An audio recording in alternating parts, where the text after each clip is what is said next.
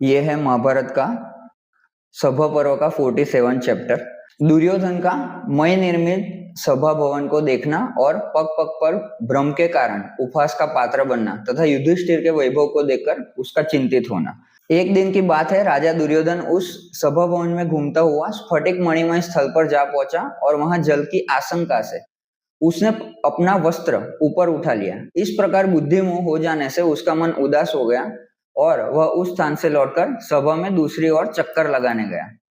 तदंतर वह स्थल में ही गिर पड़ा। इससे वह मन ही मन दुखी और लज्जित हो गया तथा वहां से हटकर लंबी सांसें लेता हुआ सभा भवन में घूमने लगा।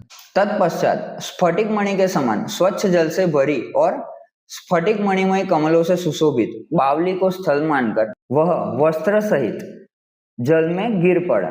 उसे जल में गिरा देख महाबली भीमसेन हंसने लगे। उनके सेवकों ने भी दुर्योधन की हंसी उड़ाई तथा राज आज्ञा से उन्होंने दुर्योधन को सुंदर वस्त्र दिए। दुर्योधन की यह दुर्वस्था देख महाबली भीमसेन, अर्जुन और नकुल सहदेव सभी उस समय जोर जोर से हंसने लगे। दुर्योधन स्वभाव से ही अमर्षशील था, अतः वह उनका उपहास सह न सका। वह अपने चेहरे की भाव को छिपाए रखने के लिए उनकी ओर दृष्टि नहीं डालता था।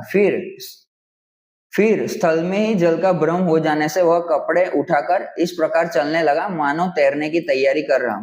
तो यहाँ पे आपने प्रसंग में पूरा देखा होगा कि द्रौपदी कहीं पे भी है ही नहीं।